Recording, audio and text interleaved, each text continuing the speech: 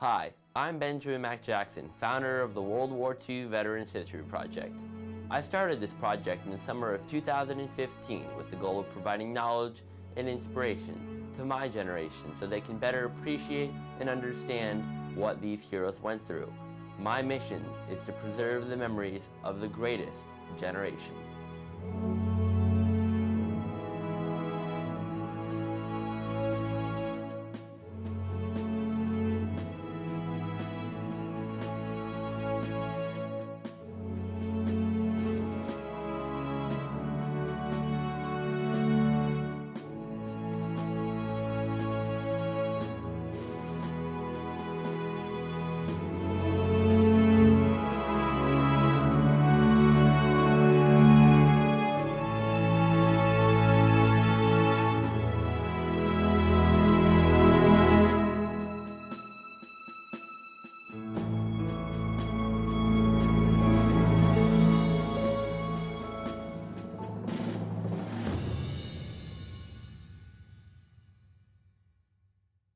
In this story, we introduce you to World War II veteran Alan Long as he shares his breathtaking experiences while fighting across Germany during the war.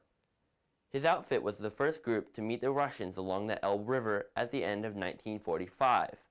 He was awarded Medals of Valor for his service and wears them proudly on his original uniform in this interview. Mr. Long is still emotional about his time in World War II 70 years later. Here's his story. Alan T. Long, technician 5th grade, T5, infantry, fighting 69th. I went in 43, early 43. I was going to be drafted, but I was the last boy in my town to leave, and I felt so guilty. I was working for Fairchild Aircraft, making bomber wings, and I thought, I'm the last boy in town.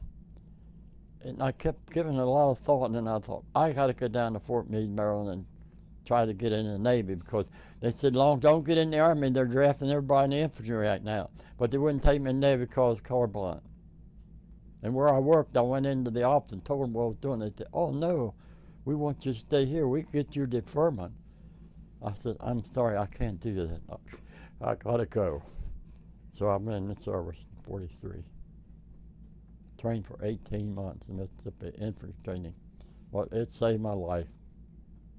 We landed at Southampton first. When the Battle of the Bulge broke, we were eating supper that evening, and they said, you guys got to stop right now and head out the door. We're issuing your ammunition. The Battle of the Bulge, the Germans just broke through, and we got to get over there. So we left Southampton, crossed the English Channel, and went up through France and confronted the Germans at Argonne Forest in Belgium at the Battle of the Bulge. Well, the one night was really close.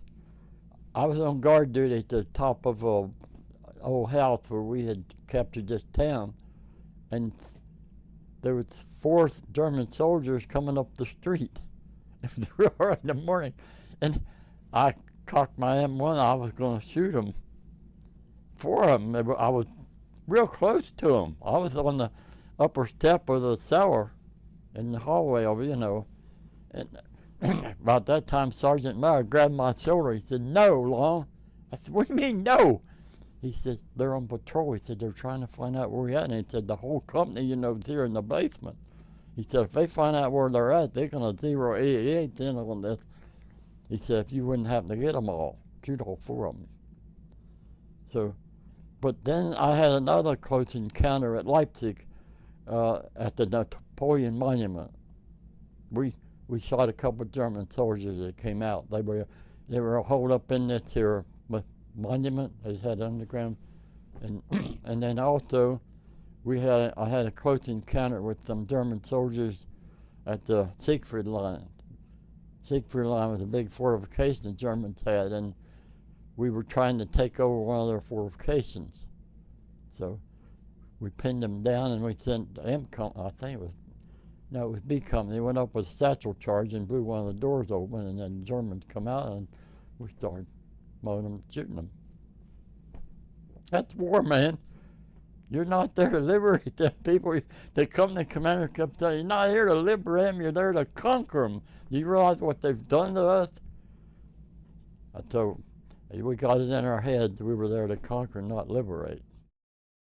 Well, the first time I got wounded, I told you about that German planes were coming with about 5 or 6 of them straight from the town, and I don't know why I went outside, but I was trying to crawl under the wood pile.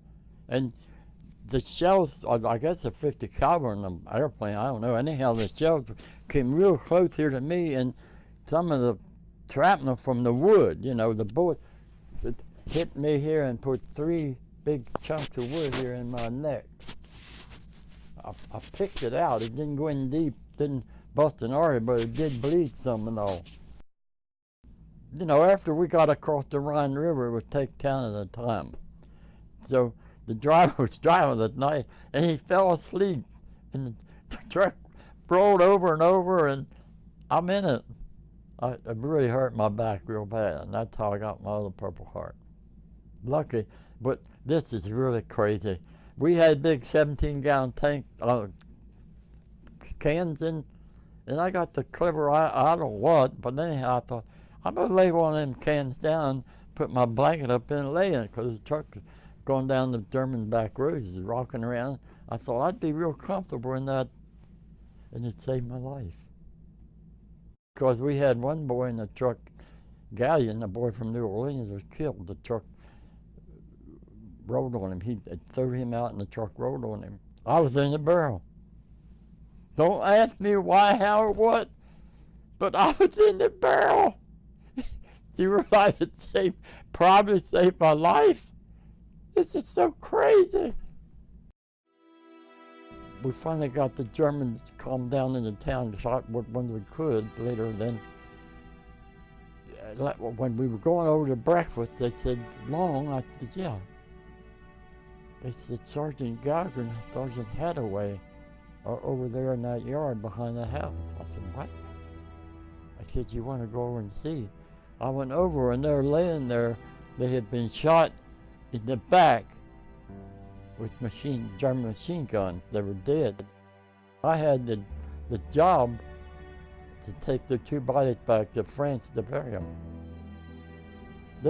I trained with them for 18 months. Now this stuff I'm telling you is a true story, okay? It's not fiction, it's not out of a book, it's not a movie. You're talking to a veteran that went through it.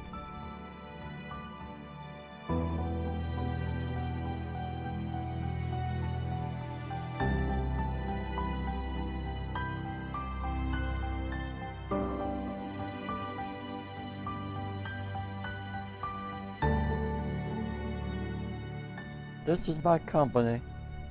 It was taken in Camp Cumber, New Jersey, for when overseas. That's Sergeant Gallagher right there. That's Sergeant Gallagher, and that's Sergeant Hathaway.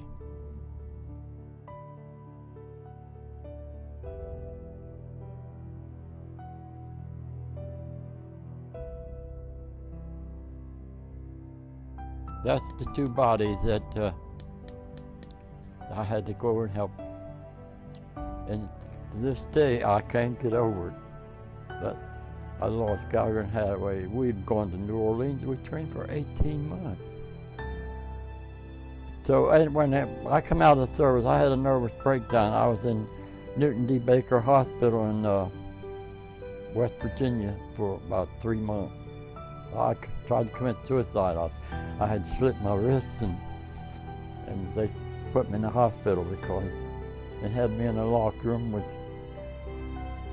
padding all around, because I was a basket case.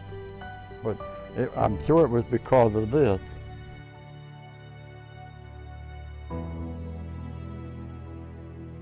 I joined church when I was a young boy. My dad was my Sunday school teacher. He taught me from, I guess, when I was 6, 7 years old, all the way up to 17. And I joined the church at 17, and I became a deacon. And then, when I was going to go into service, I kept giving it a lot of thought, and I thought, Jesus has always been with me. I got to go around to the little church in Woodsboro, Maryland, that little town up there. And I got to go up to that altar, and I got to pray to him and tell him, Jesus, I want you to be with me on my left shoulder here. You've got to help me. I'm going to war. I got 2 weeks to get things settled and go back down to Fort Meade, Maryland, and they're going to put me in the Army. And I want you to be by my side. So when I got out of the service, I went a long time, and they kept bugging me. I said, I promised God I would do this. So I was then living in Florida. I went home one summer home to Maryland, and I went around to the church and got on to the altar on my hands and knees and said, God, thank you so much. I told you I'd do this, so I did it. It made me feel real good. Mr. Long is 96 years old and currently resides in Tavares, Florida.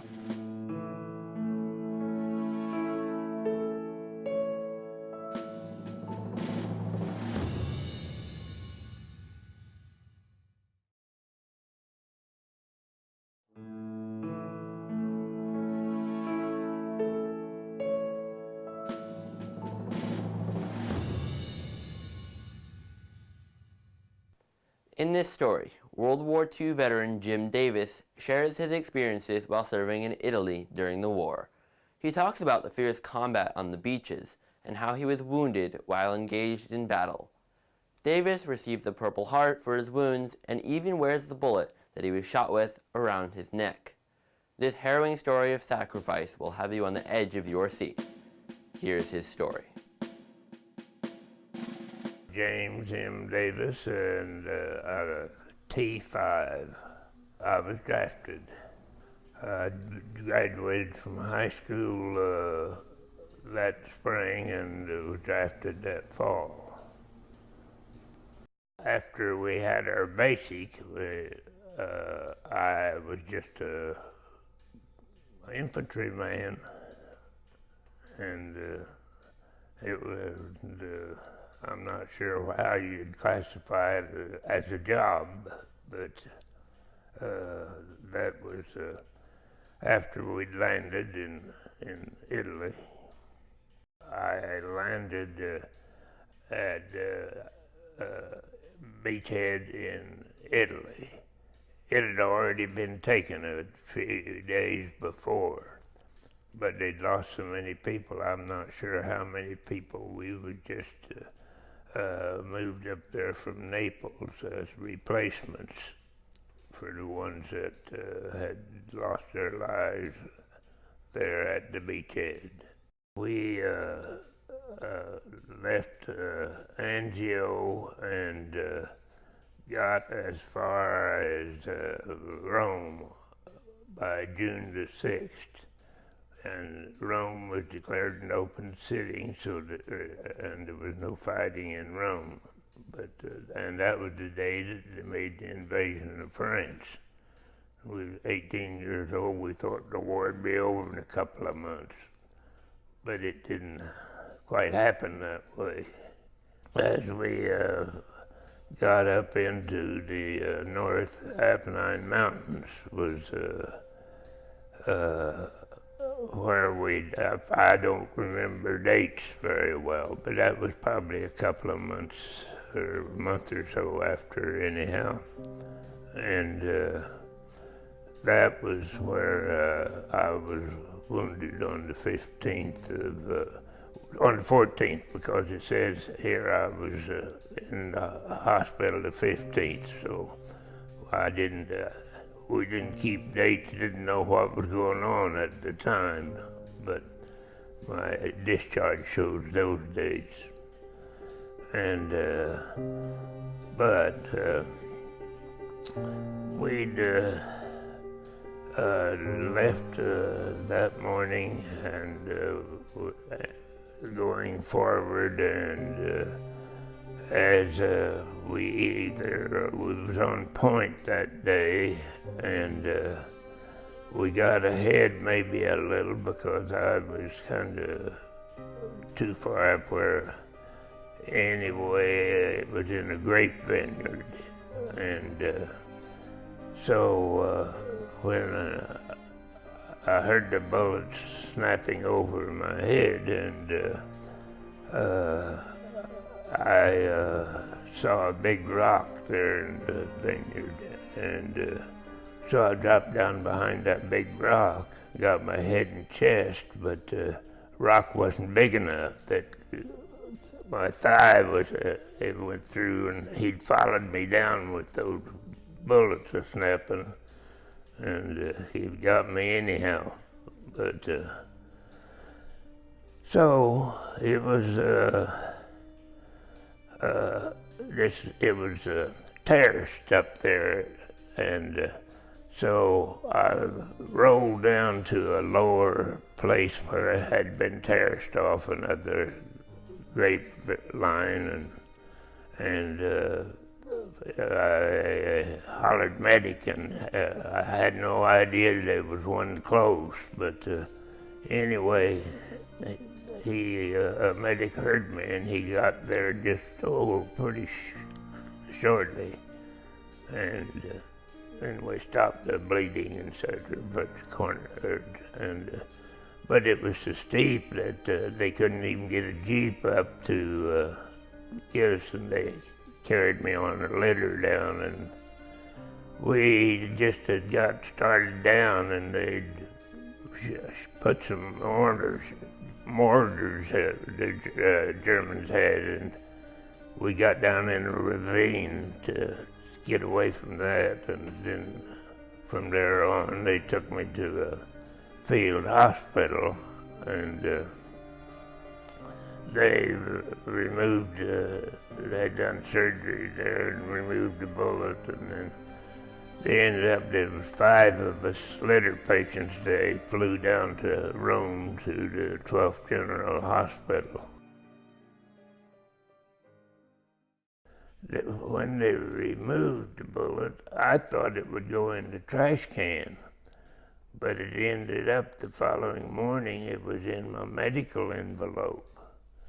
And I would have liked to have thanked the doctor for it as a souvenir, but I never got to go back to in that area. So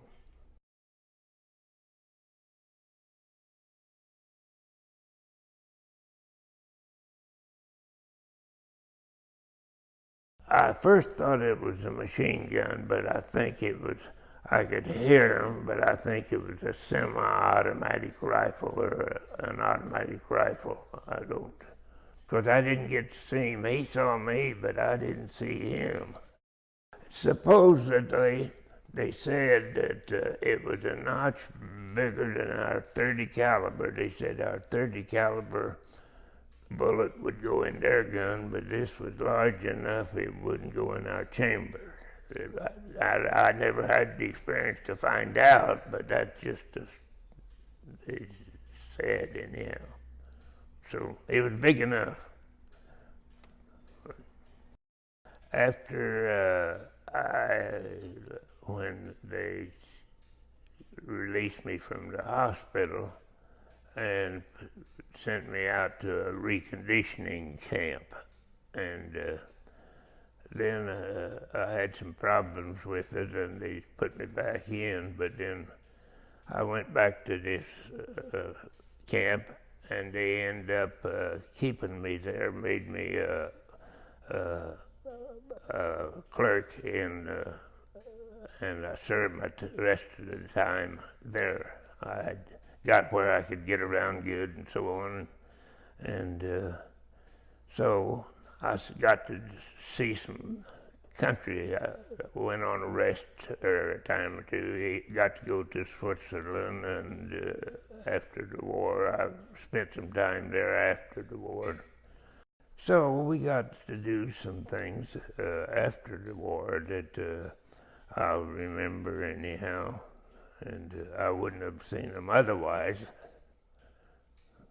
I brought a dog back home with me. The war was over, and a colonel had taken him over with him, and he'd left him, so he gave the dog to me, and I hated to leave him over there, so I couldn't come home on a troop ship, but I came home on an unfitted Liberty, and probably quicker than if I'd came on a troop ship, maybe. But anyhow, that's one of my experiences, so I ended up being a farmer, and that's what I really wanted to do anyhow. And we still have the farm, and our son farms it in partnership with us, so we're still connected with farming. Mr. Davis is 93 years old and currently resides in Lady Lake, Florida. To learn more about the World War II Veterans History Project, please visit our website at www.veteranshistoryproject.com. We look forward to seeing you again for more exciting stories from the greatest generation.